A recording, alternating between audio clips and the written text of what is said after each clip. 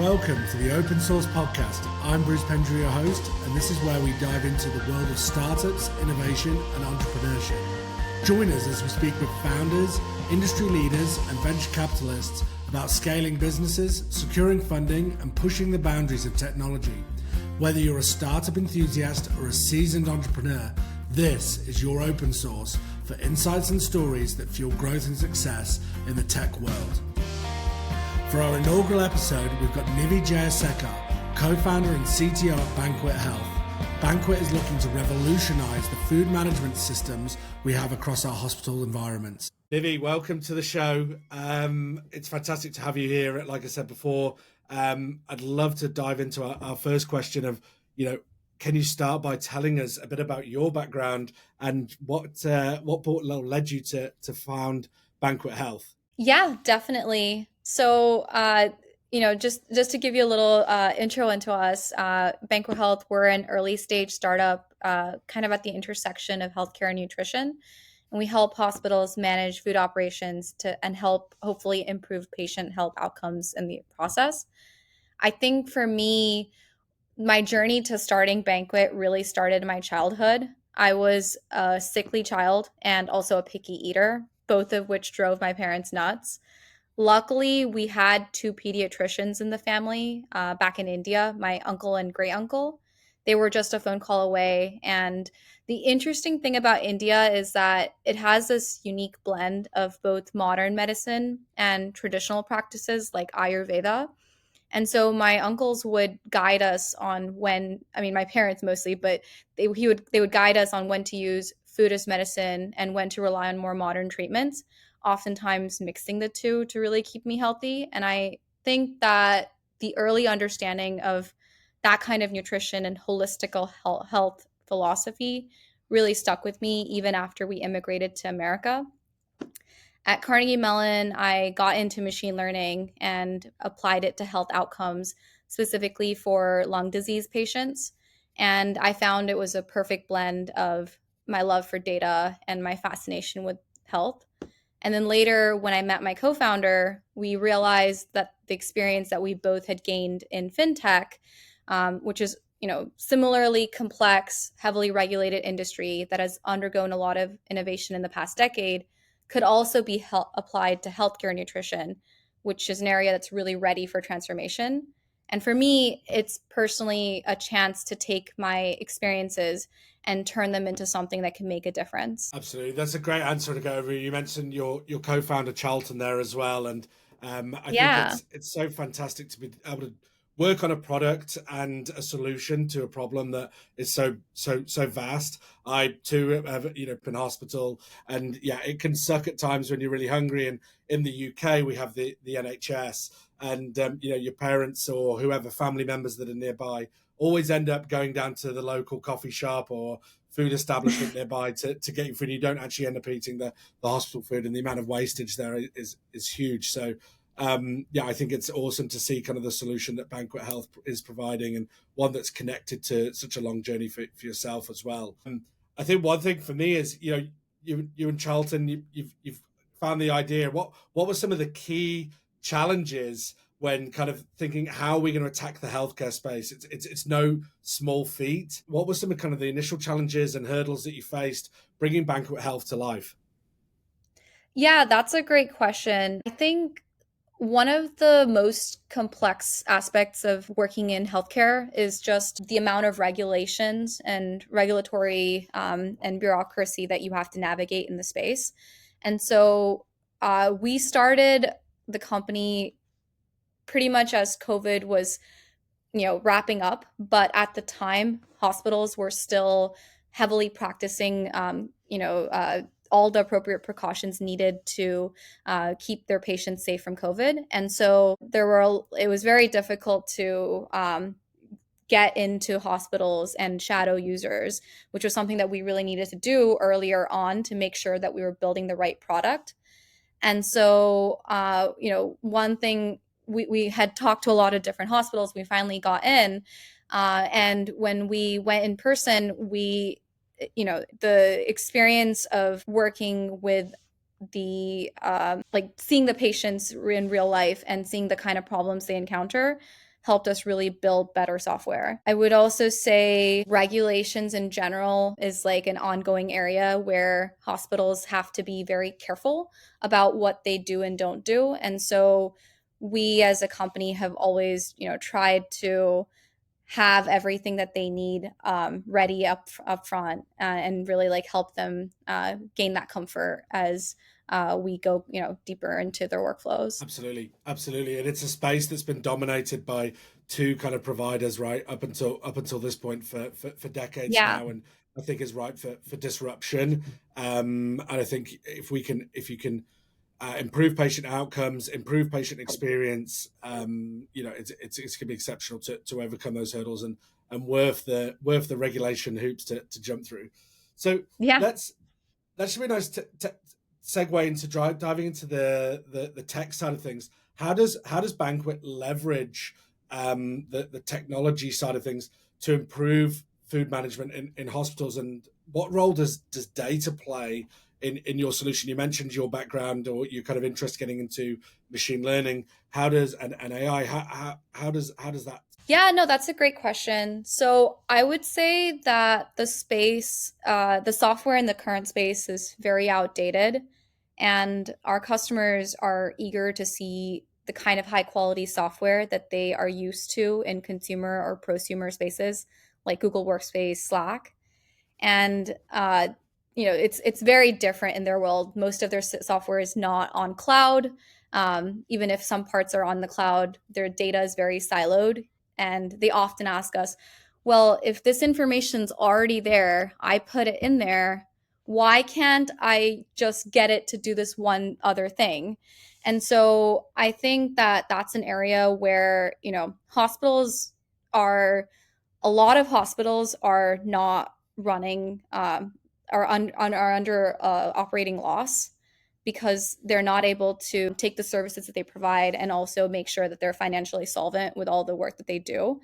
And I think a huge reason of that is because they have all this data, they have all these things they do in their system, but there's no way to really gain learnings from it. And so what we do is we partner closely with the hospitals to understand their specific challenges. And then we draw inspiration from effective strategies in other industries, particularly the ones known for high service efficiency, and then apply them into healthcare directly. So, for instance, um, one of the challenges hospitals face is with uh, being able to track ingredients in their system, both from a nutritional perspective, which is relevant when they serve the food to patients and make sure that it is helping heal them as opposed to detracting from their healing experience. And at the same time, the ingredients, with supply chain being what it is, there's oftentimes food runs out, they need to switch to something else, and they need to make sure that the new thing that they switch to is still compliant for the patient, but at the same time that will impact costs. And so when at the end of the day the department sits down and tries to evaluate where did the money go, it can be very challenging, the current system. What we do is we use tools like OCR AI, and we allow them to digitize information that would be in paper about what is what their ingredients are, what they're ordering from their vendors. We pull it into our system, we match it to recipes, and try and get the most accurate information. And then we then take the system's data that we already have, all the patient information on like who's ordering what, and we are able to calculate predictive analytics into the future on like what that would cost, how much they're going to make that, and what they should do. Fantastic. Yeah, it's been able to give that bespoke service, but the data behind it is just ginormous, right? And I think Yeah. it comes with huge complexities, and naturally then switching gears a little here, but the people you've got to hire in that situation, to build a team here that's going to be best in class to deliver that solution. As founder and CTO, how do you balance, I suppose, like the leadership side of it, whether that's hiring, designing the look of the role that you want to hire for, How do you balance that whilst kind of driving technical innovation as well? Yeah, I'd say it's a bit like performing a live dance. You need to stay in sync with your dance partners, but also adapt to the live environment and the audience's energy. It's both challenging and rewarding at the same time. And I think really prioritization and trust are the most important aspects of it. I try to stay curious about the core problems that our customers face and also focus on developing the solutions to truly address those issues. And while I'm trying to look at the broader strategy and customer needs, I also make sure that the team has the freedom to innovate. And I trust them to own their areas end to end, while also ensuring that they have the support they need to succeed. Definitely, definitely. And do you as an early stage founder look for certain traits? Say that you've worked at larger companies in the past. What differences do you see now having founded your own startup that you're looking for in terms of probably those softer skills, but from a person looking to join Banquet Health? Yeah, I would say in larger companies, there's a tendency for folks to interview like lead code style interviews, if you will. We don't really find that valuable at Right. all, especially at the stage of the company. We focus on practical, real world challenges, and that's our gauge for technical expertise. But beyond that, we're a small and very integrated team. The amount of ownership and autonomy we give our engineers is pretty high, and we believe that that's what will keep us nimble and stay ahead of the competition. And so it's really important that as we're trusting folks to join our team, that they show that same level of communication that, and understanding of the end user's problems that they can put back into their own work. And so we really look for and evaluate traits of humility, a desire to learn, an alignment with our mission, a like a curiosity to understand why something is, and a desire to always improve. Right, absolutely, and I think it must be so interesting.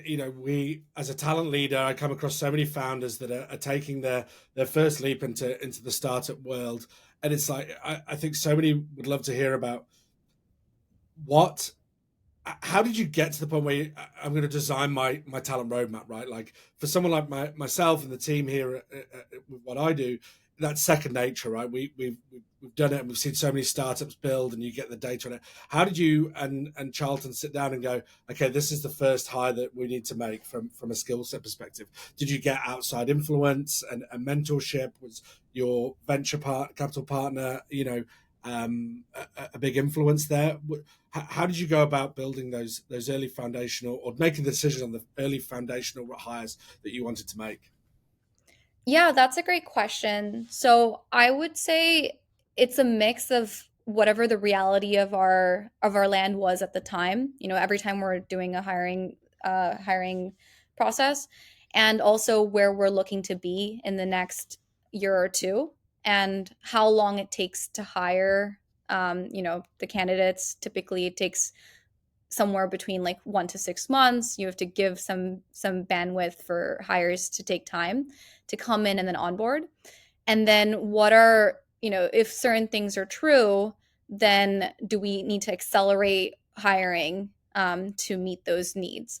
And so all of that kind of comes into factors to play as an early stage team. A lot of our hires are more generalist in nature, and they need to be very comfortable wearing multiple hats.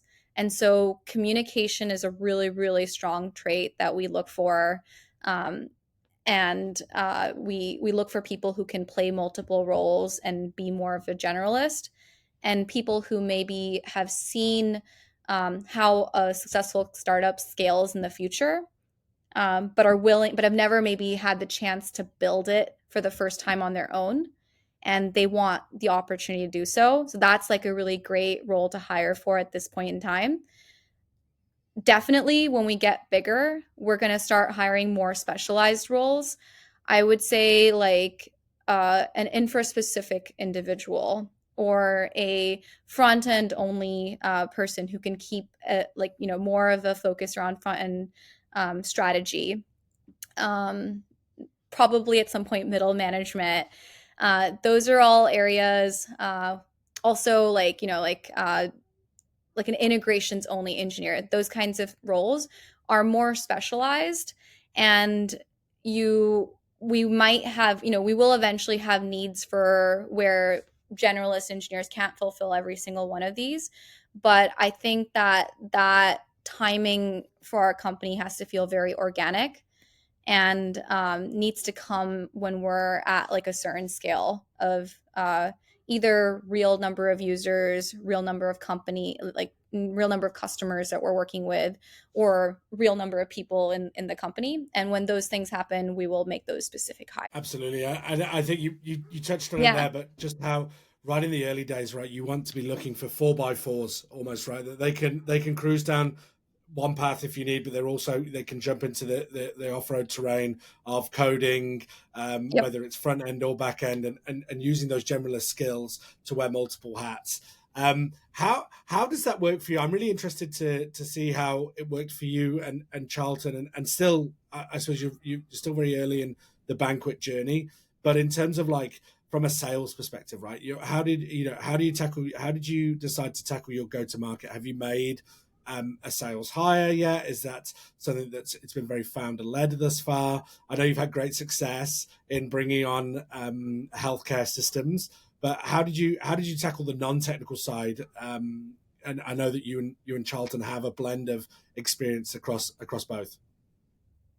Yeah. So from the sales side of things, it's still very founder led. Charlton and Charlton does most of the sales work. He goes to a lot of conferences and spends a lot of time with different key stakeholders at all the different hospitals. And I come in more in either the critical demos or later stage processes, where I then bring, since I have both product and engineering experience, to bring some of that product strategy in as we're selling to those hospitals. We are going to be making like a sales hire soon, but I think the approach that we're starting to take is to hire a again, like someone who can wear multiple hats to start, but sort of a hybrid role between someone who can help onboard these hospitals, where onboarding takes roughly the same time it takes to sell. It's a very long onboarding process, and also assist in those conferences in a lighter capacity. I I hear a lot of founders that I advise on taking those steps, and they might just be on their own at the moment and they're going to be looking for a co-founder. And you and Charlton very quickly were able to obviously lean on each other's experience.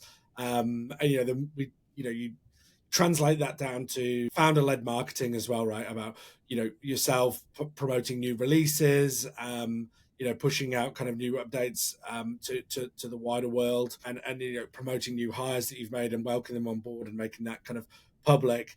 That all lends into that kind of employer brand. Because I'm obviously talking specifically about hiring to founders, and kind of how they attract that top talent. And if they see the founders being so passionate about their company and being really kind of the spearhead and face of the business, it really is inspiring. And that sales piece doesn't only bring you in customers, it brings you in talent as well down the road from how your company looks externally facing, emanates its culture as well. So yeah, I think it's super important to have driven those sales processes and go to market strategy well.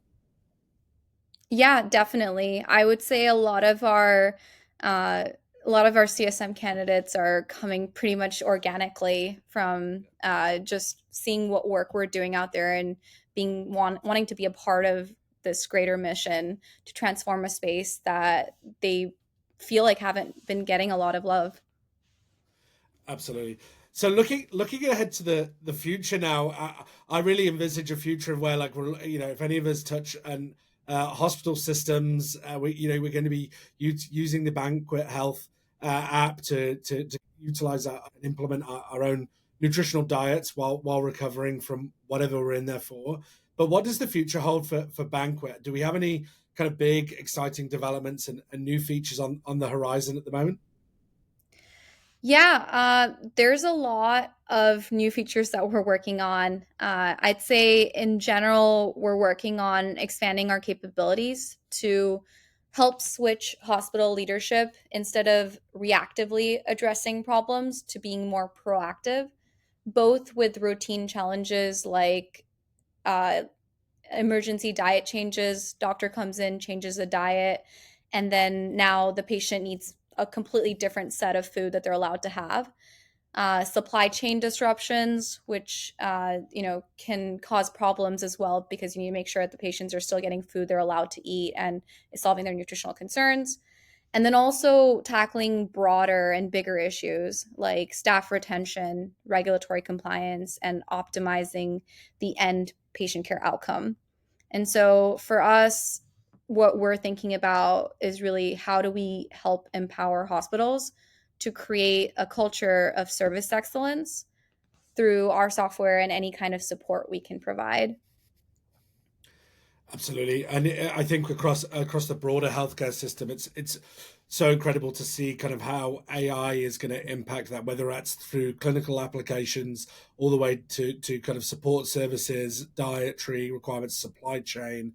Whether it's staffing, we've shout out to a company based out of Utah called Nursa, who are solving kind of the nursing crisis that we've seen kind of during the pandemic and beyond, of being able to get nursing on demand and shift management, etc. It's superb to see kind of the amount of venture capital funding being pumped into health tech at the moment. Um, where would you where would you see kind of the intersection in technology and healthcare heading in the next 5 to 10 years? Do you think we're going to see a much more seamless and automated healthcare journey for us all as we head into hospitals? Do you see that it's going to impact us all more transparency? Where do you see things heading over the next 5 years? Yeah, I see AI playing a pretty big role in improving that end user experience.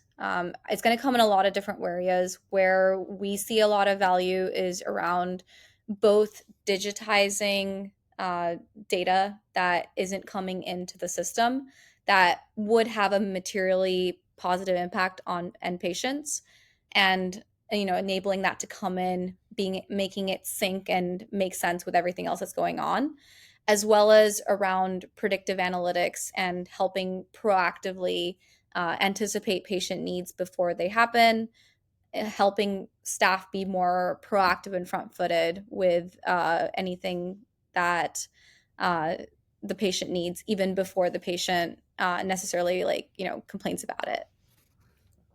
And I think it's if we can get to a point where we're proactive, preemptive, and everyone feels like they know what the next steps are in their healthcare journey, barring kind of emergency situations. I think it's really exciting to see. And for someone myself, I've grown up with a sister who's got a chronic illness, and to see kind of the improvements in healthcare that we're making is really comforting, as a sibling, from that perspective.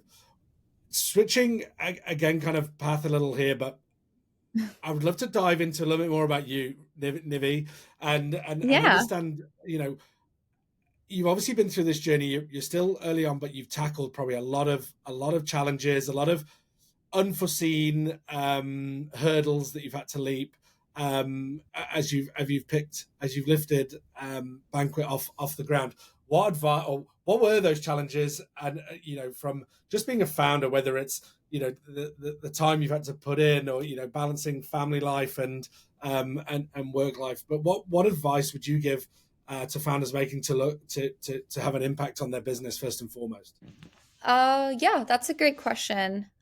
So I think there's two areas. One is a little bit more customer facing, but in healthcare, with all the regulations and bureaucracy in place, it can be hard to get that face time with the end user. But I think it's really, really critical to do it because hearing about something versus seeing and experiencing it is a very different experience. For us, a really pivotal moment in our experience was when we went into a hospital, And we saw this woman in a patient bed. She couldn't lift her hand. She couldn't really say, um, let alone say a single sentence. And the nurse was trying to take her food order. And obviously, if she can't even say anything or lift a hand, there's no way she could have used our patient mobile ordering system at all. And Yeah. experiencing that was vital for us to realize how can we take, uh, you know, the exact circumstances that they're in and be more scrappy to solving that end goal, even if it doesn't look necessarily like the way we had originally seen. I think that that's an important area. Definitely get as much face time with your end user as much as possible. You're all good.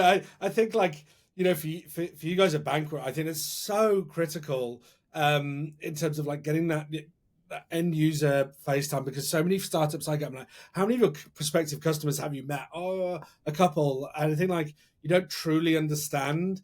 So many founders I meet don't truly understand like what the pain points are. They may have been a user of or somebody who's encountered the problem they're trying to solve in the past, but that doesn't just mean that their opinion doesn't just matter, right? Like you've got to go to a broader audience. But I suppose you guys as well have multiple at Banquet have multiple kind of customer personas, whether that's the doctors, the nurses, chefs, and then patients being the ultimate kind of end kind of outcome and customer. But you have all these customers of the product of Banquet all the way through the journey and life cycle of who the product touches. And I think that's really interesting to see like how you would tackle that because a doctor I've worked with clinicians in the past in previous roles and I know how tough it can be for them in the role that they're in, how they're normally so strained, but also how do they find the system easy to use, how do they find it customizable enough for their patient, because like you said, there's no more complex situations than healthcare, right? Like you probably didn't, yeah, like I said, you didn't envisage an end user, not being able to lift their arm or even speak, and how do you allow them to use Banquet and be the all encompassing kind of food management software that you need to be. So I think it's really incredible to see kind of that journey. We've done maybe hundreds of different interviews and user shadowings even before we put a single line of code down. And I think that uh, you're right. There's so many different types of user roles and people that need to be supported. It's a very complex logistical operation, almost like they're running a little army in each hospital.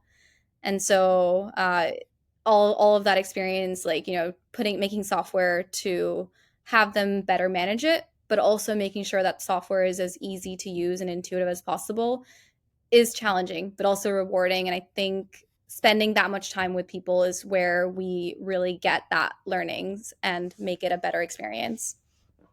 Absolutely, absolutely. And continuing on the track of you as a founder and your journey so far, how did you find the fundraising process?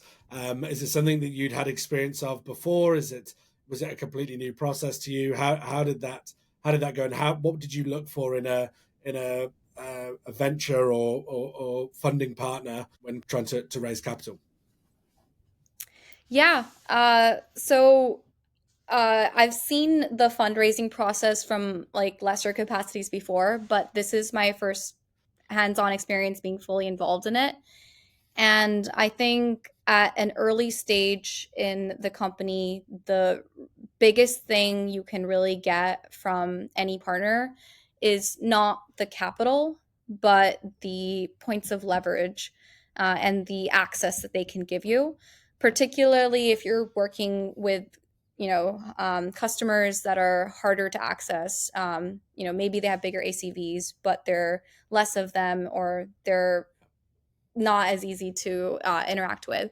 And so the right partner who can unlock those areas of access is the most important thing you can be looking for. And there's a lot of different VCs out there and their processes. The ones that are really, really good are very proactive and founder, like, they're incentivized to make your founder experience as easy as possible. And we're so grateful for the VCs that we're working with. They're a really great partner for us. Absolutely, and I think like there's such a, and we see it now across all VCs, right? They're all, everybody's piled in Yeah. different strings to their bow, and whether that's talent or financial resource or CTOs and residents, etc. From an advisory perspective, we partner very heavily with the VC side of things at my company Founder, and I think it's exceptional to see, because it's, hiring really is probably 2% of your day, really, like in terms of like building and coding and managing the team. But it's also probably 98% some of the most important things that you can do, right, in terms of making sure that you make the right hires, and that allows you to scale. So I always say that the converse kind of, it's high in priority, but actually it's probably such a small part of your, or it needs to be such a small part of your day for you to focus on building your product and building your business as well. So being able to find the right partners that can give you kind of support and infrastructure is really, really important.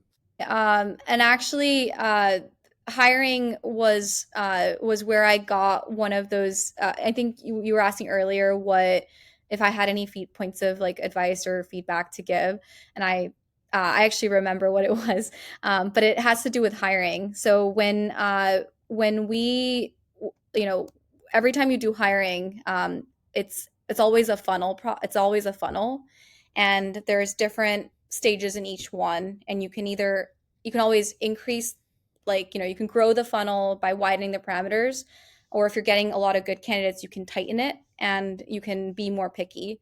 And I would say that, like, for us, that is actually how we, not just with hiring, but with every single kind of risk and challenge that we encounter as founders, we continuously see it as, we treat it like a funnel. So this is our problem, and we're going to, let's see what we can do to widen the parameters and give more shots at making it happen.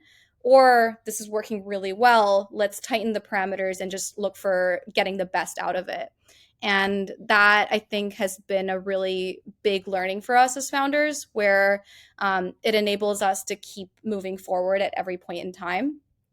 And yeah, that I think was like my. Absolutely, and I think the ability as a founder to identify, let's say you're trying to find somebody to come and build out your AI capabilities at Banquet Health, and you need somebody who can come in and they understand healthcare, but then also the AI piece. That's few and far between, right? Still, like, even though we've got this booming ecosystem now, pardon me, there's, you need to be able to find transferable skills, right? And how can we find somebody? Hey, we're not getting exactly what we want, but what transferable skills, and how can we develop them to kind of, achieve what we, our outcome that we need? And I think so many founders think that I come across, we're not an enterprise level business. We're not going to develop people. They need to be able to come in and hit the ground running. Yes, they do. Absolutely. That's the startup world, right? But at the same time, if you can identify, hey, actually, we can get this person on a couple of courses that's going to cost us this amount, as opposed to, trying to find this unicorn that's asking X, then in terms of compensation, like you can really kind of make savings, but hire somebody who's willing to learn, willing to really dive into and be passionate about what you're looking to build. So finding those transferable skills, I say, as a hiring founder, is so important, because without being able to do that, you're gonna, especially in niche areas and niche products that you're trying to build, you're going to struggle at times. So no, it's a very good point, and I think yeah, being able to widen the funnel, or make it narrower is always very important.